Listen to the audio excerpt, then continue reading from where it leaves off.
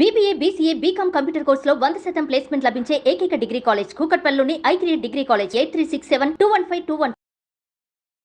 Hi sir. Hello సరే, ఇప్పుడు వయసులో ఉన్న ఆడవాళ్ళు కానీ మగవాళ్ళు కానీ ఏ జెస్చర్స్ కూడా ప్లేస్ ఇంపార్టెంట్ రోల్ అనే అనిపిస్తుంది. సో ఎలా ఒకరితో బిహేవ్ చేయాలి, వయసులో ఉన్న ఆడవాళ్ళు కానీ మగవాళ్ళు కానీ ఆపోజిట్ సెక్స్ పీపుల్తో ఎలా బిహేవ్ చేయాలి? చాలా ఇంపార్టెంట్. ఒక ఏజ్ వచ్చాక అందరూ తెలుసుకోవాల్సిన రూల్స్, అటు అమ్మాయిలు కానీ అబ్బాయిలు కానీ వెరీ ఇంపార్టెంట్. చాలా చాలా వర్క్ ప్లేస్ లో ఈ మధ్య ఎక్కువైపోతుంది. ఎగ్జాక్ట్లీ. ఎవరితో అయినా సరే మనం సమయం గడుపుతున్నామంటే వాళ్ళ మీద ఒక బాండ్ వస్తుంది. ఇది ఫండమెంటల్, యాక్సెప్ట్ చేయాల్సిందే. ఇది ఫండమెంటల్. దట్ వాళ్ళ మీద బాండ్ వచ్చినంత మాత్రాన అది ప్రేమ కాదు. చాలా ఇంపార్టెంట్. చాలా మంది నాతో క్లోజ్ గా మాట్లాడుతున్నాడు కాబట్టి ప్రేమిస్తున్నారేమో అనుకుంటారు. ఓకే, వాళ్ళు ఎవరితో ఇంకా వేరే వాళ్ళతో మాట్లాడితే వీళ్ళకి జెలసీ వచ్చేస్తుంది. ఆ టైప్ లో ఎనీవేర్ కొంచెం క్లోజ్ గా ఒక 4 రోజులు తిరిగితే వాళ్ళ మీద ఒక టైప్ ఆఫ్ అట్రాక్షన్ ఏర్పడుతుంది. ముఖ్యంగా వయసులో ఉన్న అమ్మాయిలు అబ్బాయిలు, ఎవరైనా అమ్మాయి అబ్బాయి మాట్లాడుతుంటే అదేదో అట్రాక్షన్ అయిపోయి వాళ్ళకి నేనంటే ఇష్టము, వాళ్ళకి నేనంటే ద్వేషము అనే దాంట్లోకి వెళ్ళకండి. So first thing, do not enter in to any emotional bondage with people. ఆఫీస్కి వెళ్ళాం, ఆఫీస్కి ఎందుకు వెళ్ళాం? ఆ జీతం కోసం వెళ్ళాం, ఆ వర్క్ కోసం వెళ్ళాం. అక్కడ నేను పని చేసుకుని వచ్చాక నా జీవితం బాగు చేసుకోవడానికి వెళ్ళాం. ఇది క్లియర్ పెట్టుకోవాలి.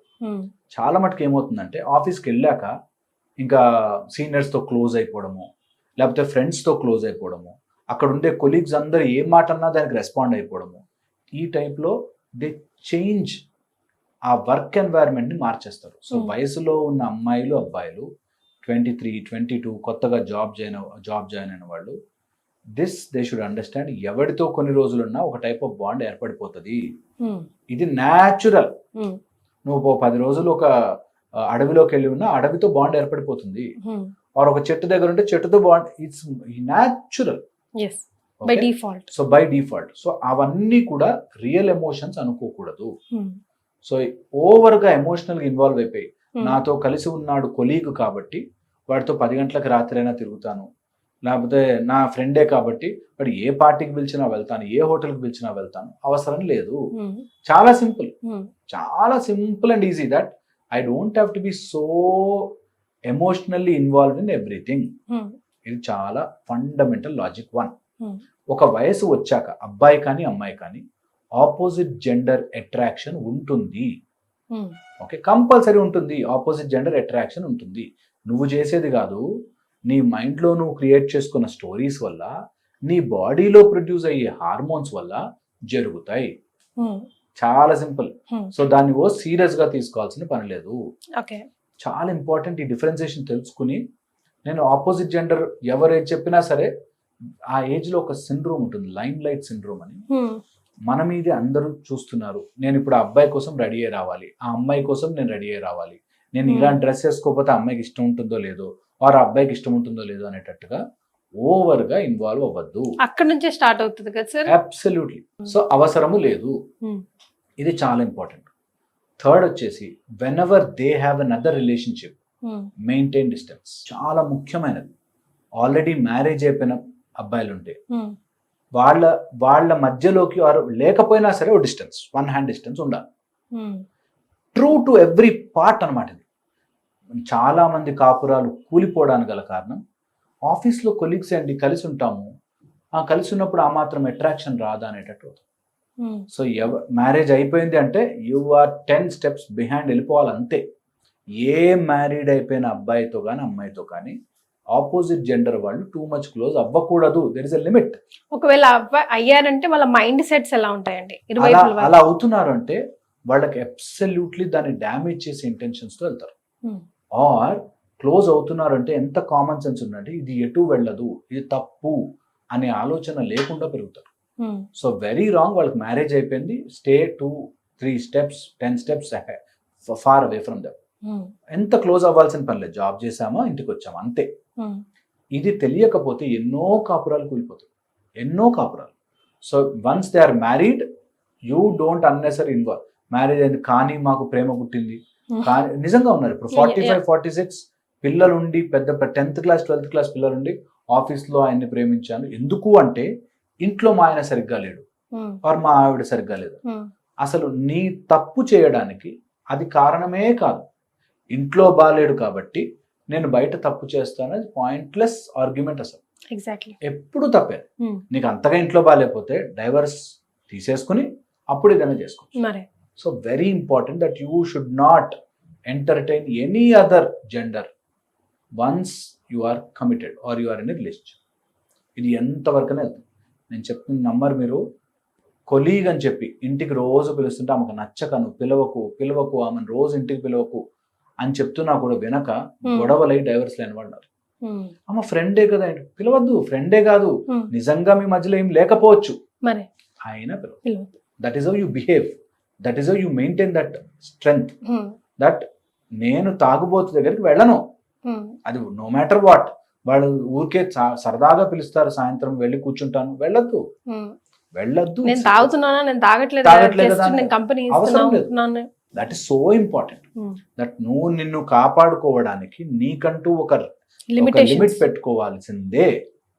నేను అటు వెళ్ళను, అక్కడ నేను కూర్చోను. I don't want go there and sit with drug addicts or drunkards అని కూర్చోను. సింపుల్. నేను ఆ అమ్మాయిని, నేను అవసరం లేదు, నాకు నా వైఫ్ ఉంది, నాకు నా పిల్లలు ఉన్నారు, నేను I have my life.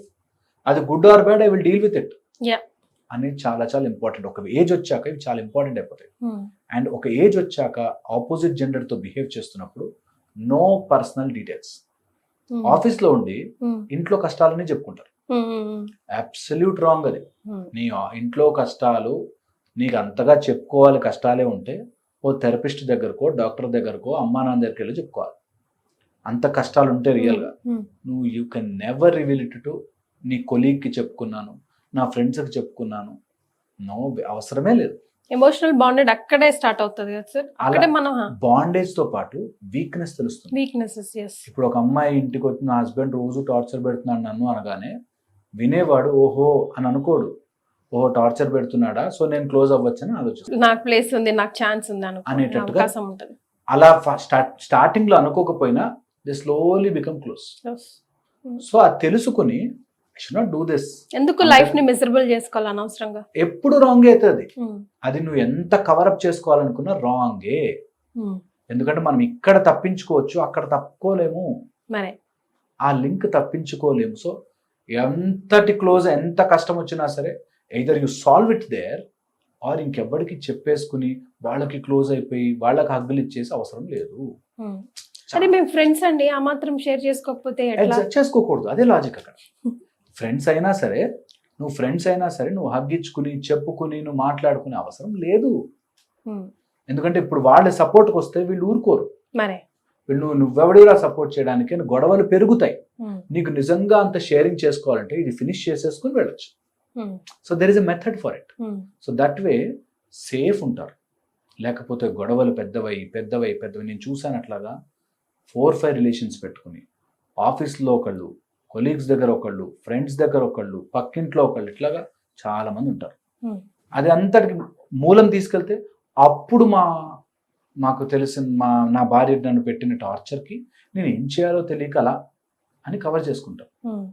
Opposite జెండర్ని not అవసరమే లేదు నీకు.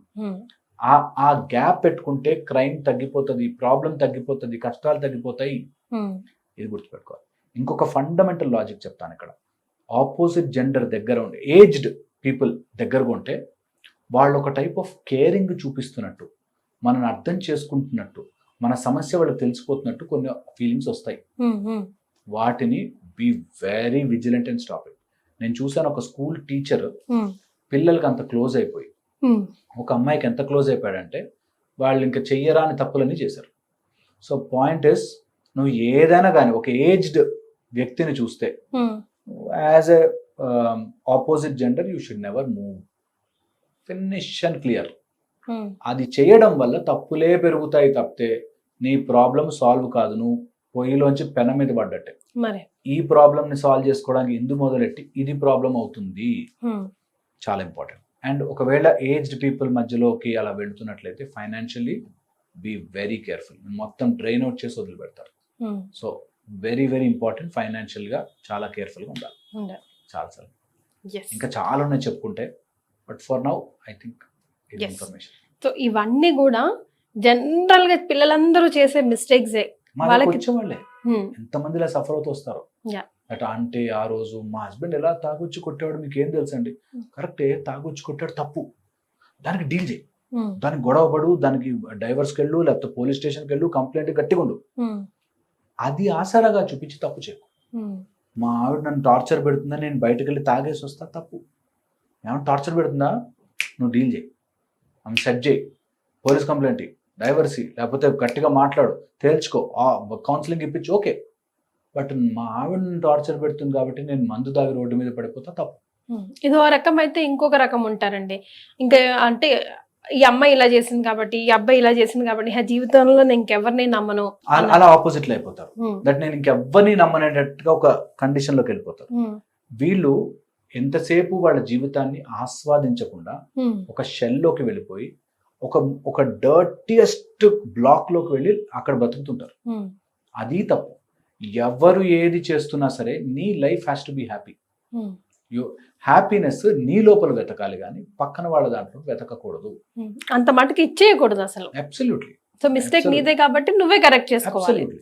You have to pay for it. Absolutely. And దానికి స్ట్రెంగ్త్ కావాలి, ఎమోషనల్ స్ట్రెంగ్త్ అక్కడే కావాలి. ఐ విల్ నాట్, నా లైఫ్ నేను స్పాయిల్ చేసుకోను. నో మ్యాటర్ వాట్, తప్పు దారి నాకు వేలు చూపించే ప్రాబ్లం నాకు రాకూడదు. నేను I will live my life like that, held high అనేటట్టుగా ఉండాలి. అదే that is what we should teach children. ఎడ్యుకేషన్లో కూడా అది పెట్టాలి. నువ్వు ఏదైనా చేయరా, కారణము చెప్పి తప్పు చేయకు. నువ్వు ఎందుకు ఇక్కడ రాంగ్ రూట్లో వచ్చావురా అంటే అంత తిరిగి రావాలి, పెట్రోల్ ధరలు పెరిగిపోయినా చెప్పలేము. రాంగ్ ఈజ్ రాంగ్, అంతే. లైఫ్ ఇస్ బ్యూటిఫుల్ అండి. ఎంత beautiful. Life is very short. ఎంత షార్ట్, నెక్స్ట్ సెకండా, నెక్స్ట్ మినిటా, నెక్స్ట్ డేయా, నెక్స్ట్ ఇయరా కూడా చెప్పలేని పరిస్థితిలో ఆల్రెడీ మనం ఉన్నాం ఈ కలియుగంలో. కాబట్టి be happy. Thank you so much for joining us అండి. Thank you.